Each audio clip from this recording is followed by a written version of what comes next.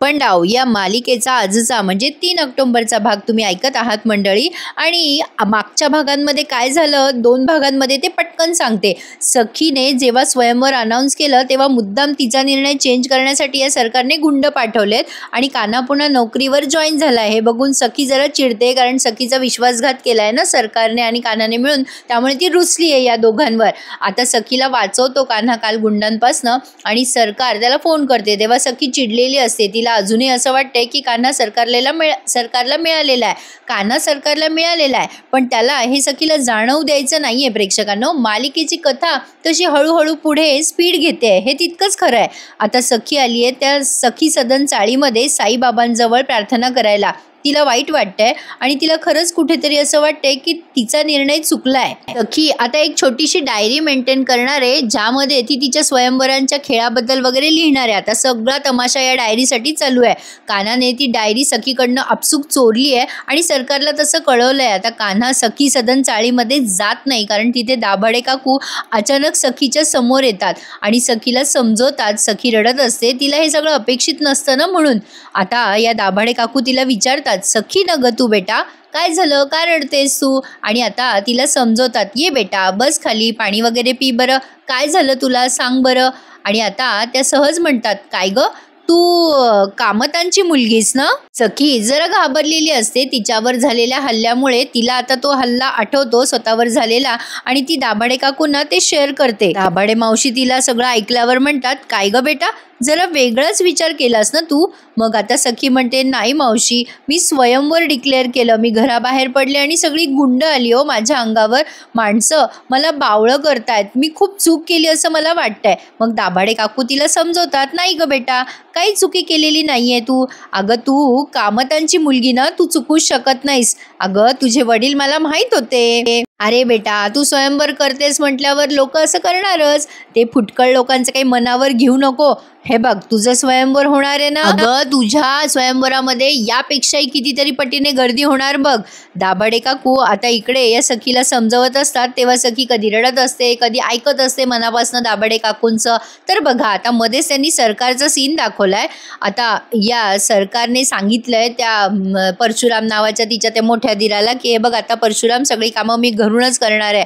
आता तो परशुराम हो सरकार असं म्हणतो. आता ही त्या सखीच्या स्वयंवरासाठी प्रयत्न करते. प्रेक्षकांनो, सरकार तिला काही करून त्या स्वयंवरावर बारीक नजर ठेवायची आहे, जेणेकरून सखीचा येणारा नवरा हा तिच्या हाताखालचा असावा. मालिकेची स्टोरी तुम्हाला काहीशी कॉम्प्लिकेटेड वाटली असेल तर मला कमेंट करून तसं सांगा. मी तुम्हाला पहिल्यापासून पुन्हा डिटेलमध्ये ही स्टोरी सांगेल. तशी खूप सहज आणि सोपी अशी स्टोरी आहे, पण इंटरेस्टिंग आहे. प्रेक्षकांनो, एक सांगू मनापासून तुम्हाला, मी फक्त आणि फक्त या मालिकेच्या हिरोसाठी या मालिकेचा रिव्ह्यू देते, कारण मला माहिती आहे या मालिकेचा हिरो या मालिकेला उंच शिखरावर नेऊन पोचवेलच अशी माझी अपेक्षा आहे. तर बघा आता सरकार तिच्या दिराला ओरडते आणि म्हणते, हो सरकार करतो, सरकार नुसतं असं म्हणतोस आणि करत काही नाहीस रे तू. आता स्वयंवराची जी मॅनेजर आहे ना ती समोरच आहे, तिच्यासमोर अपमान झाल्यामुळे हा परशुराम जरा गिल्टी फील करतो, म्हणजे विचित्र वाटतं त्याला, आणि तो नुसतं हो सरकार म्हणून निघून जातो. आता बघा ती लहानी जाऊ येते आणि म्हणते, सरकार हे घ्या, दूध हवंय का? दूध देताना ही जाऊ अशी बारीक बघत असते, ही सरकार काय करते लॅपटॉपमध्ये काय नाही, ते तिच्या हातात काहीतरी आहे ना. तर आता ही सरकार तिच्या जवळ नेते ते आणि म्हणते, बघ काय बघायचंय तुला, बघ ना बघ. आता ती लगेच म्हणते, सॉरी सरकार, असं म्हणून ती जाऊ बाजूला सरकते. मग आता ही जी मॅनेजर आहे ना सखीच्या स्वयंवराची, आता ती म्हणते, सरकार एंट्री खूप येतात बरं का स्वयंवरासाठी. मग आता ही सरकार म्हणते, येणारच एंट्रीज, सरकारची मुलगी आहे सखी आणि शिवाय कामत एम्पायरची एकुलती एक वारस आहे ती, एंट्री तर येणारच. प्रेक्षकांनो, तुम्हाला डिटेलमध्ये रिव्ह्यू देते, लाईक करायला विसरू नका. आता पुन्हा दाभाडे काकू आणि सखीचा संवाद त्यांनी ऐकवलाय. आता हा कान्हा आहे ना आगाऊ कुठला, चोरून चोरून ऐकतोय, त्याला काही दाभाडे काकूंच्या समोर जायचं नाही आहे बरं का. आता दाभाडे काकूंनी सखीला जे समजवलं ते सगळं कान्हाने ऐकलंय. दाभाडे काकू म्हणत असतात, सखी बेटा रडू नकोस, अगं तू तुझ्या बाबांची हुशार मुलगी आहेस, राघव साहेबांची मुलगी आहेस तू. अगं त्यांची नजर खूप पारखी होती ग, अगं मस्त माणूस होता बघ, हुशार, आणि तुला सुद्धा तसंच जमणार बघ, तुझ्या जोडीदाराला तू नक्की ओळखणार. अगं मी तुझ्या आईवडिलांना ओळखते ना पहिल्यापासनं. अगं तुझे वडील म्हणजे राजा माणूस, खूप कष्टाळू माणूस होता. स्वतःच्या मेहनतीच्या जोरावर त्यांनी एवढं मोठं साम्राज्य उभं केलंय, माणसं जोडली आहेत. तू सुद्धा त्यांचीच मुलगी आहेस बेटा. तुलाही आवडत असणारच माणसं जोडायला. ए बेटा, तुला ना त्याची जाणीव नाही आहे. तुला एक सांगू का, तू असाच मुलगा शोध जो त्यांच्यासारखा असेल. आता सखी हे सगळं मन लावून ऐकते. आता या दाभाडे काकू म्हणतात, अगदी तुझ्या बाबांसारखा मुलगा शोध बाई. एक बाप जसा मुलीवर प्रेम करेल तसा मुलगा. अगं प्रत्येक मुलीसाठी तिचा बाप म्हणजे पहिलं प्रेम असतो ग पोरी. छान वाक्य बोलून गेल्यात ना दाभाडे काकू. आता त्या सखीला म्हणतात, तुझंही तसंच आहे ना बेटा. सखी भाऊक झालेली असते काकूंचं हे ऐकताना. आता काकू म्हणतात, तू पण असाच मुलगा शोध जो तुझ्या बाबांसारखा असेल, ज्यामुळे तुला आनंदी वाटेल. तो तुझ्या वडिलांसारखा तुला जीव लावेल, तुझी माया करेल. लग्न म्हटल्यावर पोरींना चिंता काळजी वाटायचीच. तू ना बेटा इतका विचार नको करूस. म्हणजे लग्नाचा निर्णय तसा मोठा असतो, तू विचार करून निर्णय घे, टेन्शन नको घेऊस पोरी. आता दाभाडे काकूंनी काय लाख मोलाचा सल्ला दिला ना प्रेक्षकांनो. मी तर म्हणते बऱ्याच मुलींना हा अगदी मोलाचा ठरेल. म्हणजे मुलगा निवडताना अगदी वडिलांसारखा निवडावा असं म्हणायला हरकत नाही आहे. हे प्रत्येकाच्या बाबतीत लागू नसेल होत, पण ठीक आहे. छान बोलल्यात दाभाडे काकू. आता सखीला आवडलंय दाभाडे काकूंचं बोलणं. आता ती पटकन दाभाडे काकूंना थँक्यू काकू असं म्हणते. आता या दाभाडे काकू म्हणतात, काळजी नको करू, तुला बाबांचा आशीर्वाद द्या असं म्हणून तिला आता साईबाबांच्या जवळ आणतात आणि नमस्कार करायला लावतात. आता दाभाडे काकू निघून गेल्यात बरं का.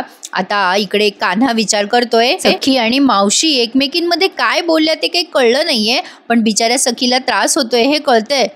खरंच मी काय करतोय हे सगळं. तेजस्विनी कामतसाठी मी चुकीच्या माणसाला त्रास नाही देऊ शकत, अजिबात नाही. मी ही डायरी नाही वाचणार असं म्हणून कान्हा आता सखीची जी डायरी आहे ना ती पुन्हा एकदा गाडीमध्ये नेऊन ठेवतो. आता सखीच्या लक्षात येतं साईबाबांना नमस्कार वगैरे केल्यावर की तिची डायरी कुठेतरी पडली आहे. आता ती डायरी शोधत शोधत गाडीजवळ येते पुन्हा गाडीत बसायला. कान्हा तिचा ड्रायव्हर आहे प्रेक्षकांनो, आणि त्याने ड्रायव्हर म्हणून पुन्हा जॉब जॉईन केला आहे. पण सखी मात्र त्याच्यावर जरा नाराजच आहे अजून. तर बघा आता सखी पटकन नमस्कार करते तिथे साईबाबांना आणि डायरी शोधायसाठी म्हणून गाडीजवळ येते. कान्हा आता पटकन तिला डायरी दाखवतो आणि म्हणतो, ही काय तुमची डायरी. आता सखी डायरी बघते आणि राग गाडीमध्ये बसते आणि म्हणते, तुला काय वाटतंय रे, मी तुझ्यावर विश्वास ठेवेल? शक्यच नाही आहे. काय रे, माझी डायरी तर तू वाचलीच असेल ना, आता सांगशील ना तुझ्या सरकारला जाऊन? नाही, तुला आता कळलंच असेल डायरीमध्ये काय लिहिलं आहे.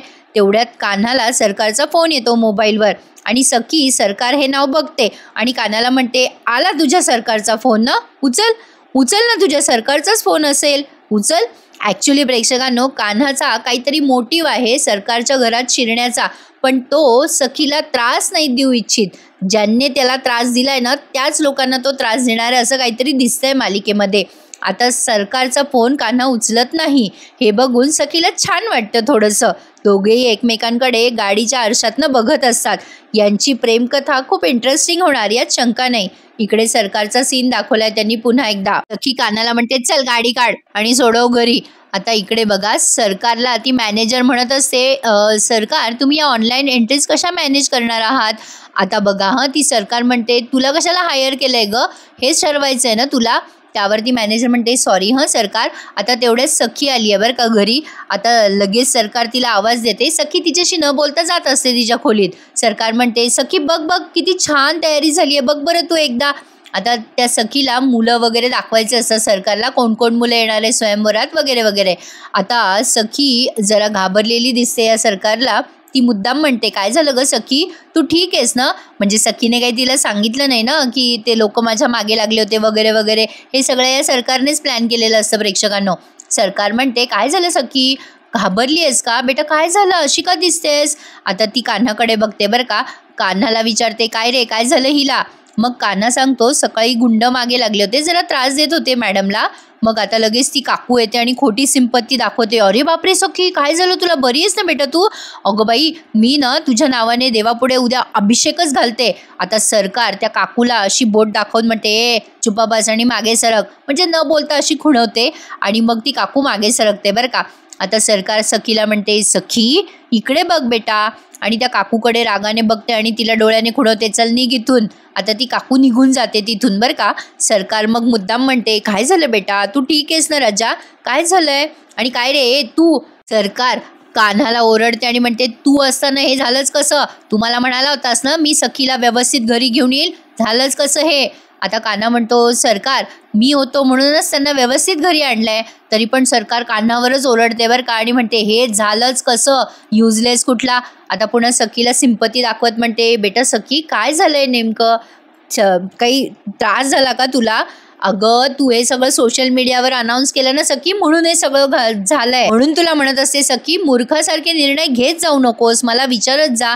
आता भरपूर कॅन्डिडेट येतील तुझ्या स्वयंवरासाठी, कसं मॅनेज करशील तू. आता लगेच सखी म्हणते, हे बघ जे झालंय ना तेच झालंय, माझ्या स्वयंवराचं माझं मी हँडल करेल आणि माझं सगळं प्लॅनिंग झालंय. सखी तिच्या डायरीवर हात ठेवते आणि म्हणते, आणि डोंट वरी, तू टेन्शन घेऊ नकोस. आता हे सगळं सखी मुद्दाम तिच्या आईला त्रास द्यायला करते असं मला थोडंसं फील झालं बरं का. आता सखी ती डायरी घेते आणि निघून जाते खोलीमध्ये. आता सरकारला जरा इन्सल्टिंग फील होतं, कारण सखी तिला काहीच रिस्पॉन्स देत नाही ना म्हणून. सरकार आता बाकीच्या सगळ्या लोकांना म्हणते, तुम्ही जाऊ शकता. आता कान्हा पण निघून जात असतो, तेव्हा ही सरकार कान्हाला अशी चुटकी वाजवून थांबवायसाठी सांगते. सगळे गेल्यानंतर ती कान्हाला ओरडते बरं का, आणि म्हणते, तुला सांगितलं का रे मी जायला, थांब म्हणलं ना. आता कान्हाला म्हणते, तुला सांगितलं होतं ना मी सगळं काही व्यवस्थित करायचं, तू बिनकामाचा निघालास, मी तुझ्यावर विश्वास ठेवून चूक केली आहे. वाचली का त्या सखीची डायरी, काय लिहिलंय तिने डायरीमध्ये. आता कान्हा हळूच म्हणतो, सरकार मी काही अजून डायरी वाचलेली नाही आहे. आता ही सरकार ओरडून म्हणते, तुला जे काम सांगितलं ते तुला करता का नाही आलं, तुला सांगितलं होतं ना मी की हे सगळं काम नीट झालं पाहिजे. आता कान्हा म्हणतो, हो सरकार, पण आता लगेच ती सरकार त्याच्या गळ्याला चाकू लावते कान्हाच्या आणि म्हणते, सरकार म्हणजे सरकार एकच, कोण देतं रे तुला पैसे. आता कान्हा घाबरून म्हणतो, तुम्हीच देता सरकार. मग सरकार म्हणते, माझ्याकडून पैसे घेतोस आणि माझ्या वाटेत अडवा येतोस का, काय म्हणाला होतास तू, पैशासाठी वाटेल ते काम करशील म्हणाला होतास ना. आता कान्हा म्हणतो, हो मी म्हणालो होतो तुम्हाला, पण माझं ऐकून तर घ्या. सरकार म्हणते, तू डायरी वाचलीस का नाही वाचलीस खरं सांग, मला डबल क्रॉस करायचा प्रयत्न करतोयस ना. कान्हा म्हणतो, नाही हो मॅडम, खरंच नाही, माझं ऐकून तरी घ्या. सरकार म्हणतो, तू डायरी का नाही वाचलीस. कान्हा म्हणतो, खरंच मी नाही वाचली हो.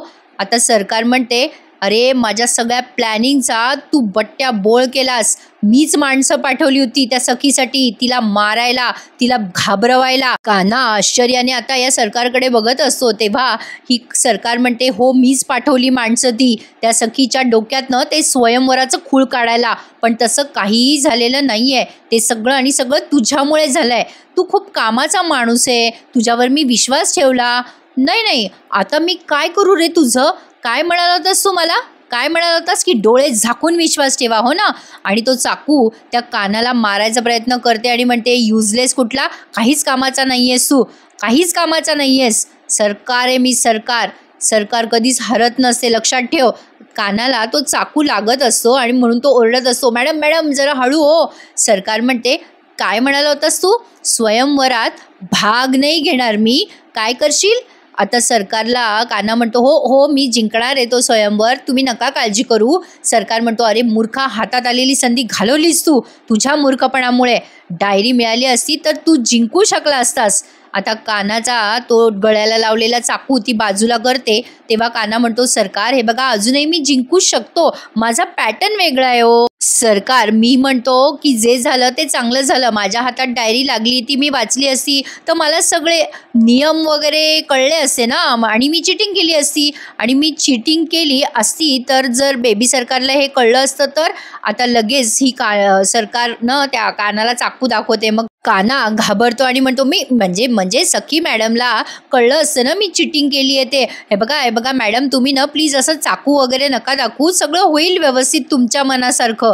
मग सरकार म्हणते, तुला हायर करून मी चूक केली आहे असं वाटू देऊ नकोस हां, माझा डिसिजन मला बदलायला लावू नकोस, असं म्हणून ती कान्हाला असं चाकू मारायचा प्रयत्न करत असते. कान्हा घाबरलेला असतो बरं का सॉलिड. तो शेवटी म्हणतो, मॅडम मला असं वाटतं तुमचा फोन वाजतोय केव्हाचा, बघा फोन आलाय तुम्हाला. कान्हाने मुद्दाम बाजूला केलंय बरं का त्या सरकारला. कान्हा आता फोन बघायला लागतो तेव्हा या सखीचं पुन्हा एकदा लाईव्ह टेलिकास्ट काहीतरी आलं आहे फोनवर. आता सरकार ते टेलिकास्ट बघते आणि त्यामध्ये सखीने सांगितलेलं असतं की हाय गाईज, म्हणजे ती व्हिडिओ करते समोर येऊन आणि म्हणते मी तुम्हा सगळ्यांना सांगितलं होतं ना गाईज की सगळे डिटेल मी लवकरच तुम्हाला कळवेल. #सखीचं स्वयंवर. मी उद्या माझे सगळे स्वयंवराचे डिटेल सकाळी 9:30 ते 10:30 मध्ये रिव्हील करणार आहे. फक्त 1 तासात तुम्हाला डिटेल कळणार आहेत. जे लोक इंटरेस्टेड आहेत माझ्या स्वयंवरासाठी, त्या स्वयंवरामध्ये सहभागी होण्यासाठी त्यांनी उद्या माझं लाईव्ह टेलिकास्ट जॉईन करावं. कारण सखीच्या स्वयंवरात एंट्री मिळवणं सोपं नाही आहे. जे प्रामाणिक आहेत, जेन्युइन आहेत त्यांनाच एंट्री मिळेल. तर मित्रांनो, तुम्ही इंटरेस्टेड असाल तर नक्की तुमचे सगळे प्रोफाईल माझ्या ईमेलवर शेअर करा. तिने तिचा ईमेल ID सांगितला आहे. सरकार आणि कान्हा दोघांनीही सखीचं ते लाईव्ह टेलिकास्ट ऐकलं आहे, बघितलं आहे. सखी इकडे सुटकेचा निश्वास टाकते बरं का. आणि आता सरकार पुन्हा या कान्हाकडे धाव घेते जोरात आणि म्हणते कळलं ना, बघितलं ना, आयुष्यात पहिल्यांदा माझा निर्णय चुकला. रेसवर घोड्यावर पैसे लावायच्या आधी पण 100 वेळेला विचार केला मी आणि तुझ्यावर विश्वास ठेवायची रिस्क घेतली आहे मी. माझा डिसिजन चुकलेलाच दिसतोय. आता कान्हा म्हणतो ऐका ना सरकार, अहो तुमचा डिसिजन नाही चुकला, तो कधी चुकूच शकत नाही. तुम्ही मला एकच संधी द्या, मी तुम्हाला तक्रार करायचीच संधी देणार नाही. त्यावर सरकार म्हणते की मी तुला एकच संधी देणार आहे. उद्या सकाळी 10:30 वाजेपर्यंत अक्कल न मिळवता एंट्री मिळवायची. सरकार म्हणतो तुम्ही काळजीच करू नका, तुमच्यावर पश्चातापाची वेळ येणार नाही, मी नाती जोडेलच. आता सरकार म्हणते तुला क्लिअरली सांगते मी, नाती जोडायचा प्रयत्न करू नकोस. हे ती कान्हाला 2दा जतावून सांगते आणि म्हणते चल निघ इथून. आता कान्हा जाताना त्या सरकारकडे बघतो आणि म्हणतो सरकार माझी टोपी राहिली हो आणि टोपी घेऊन निघून जातो. प्रेक्षकांनो, आता खूप इंटरेस्टिंग होणार आहे बरं का या मालिकेची कथा. सरकार आता कान्हाला तिथून हकलवून लावते. कान्हा निघून जातो आणि सरकार आता विचार करते की खरंच मी या माणसावर विश्वास ठेवून चूक तर नसेल केली ना, जिंकावं तर मला लागणारच आहे. पण आता कसं, मला आता याची लगाम खेचावीच लागेल आणि या सखीची सुद्धा. तर प्रेक्षकांनो, काय होणार आहे, कान्हा बरोबर सखीशी लग्न करेलच आणि हळूहळू दोघे एकमेकांमध्ये इमोशनली गुंतून जातील असं वाटतंय खरी.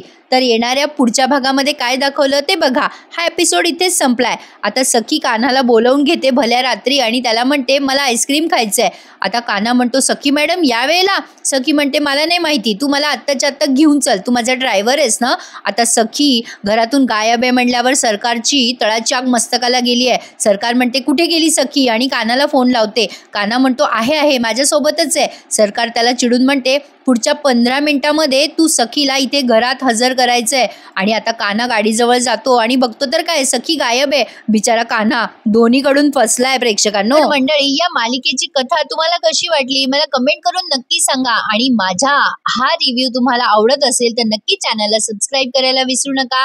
लपंडाव या मालिकेच्या डेली रिव्ह्यूसाठी यानंतर तुम्हाला रेग्युलर रिव्ह्यू येतीलच. भेटूयात उद्या पुन्हा एकदा मंडळी. तोपर्यंत टेक केअर. धन्यवाद.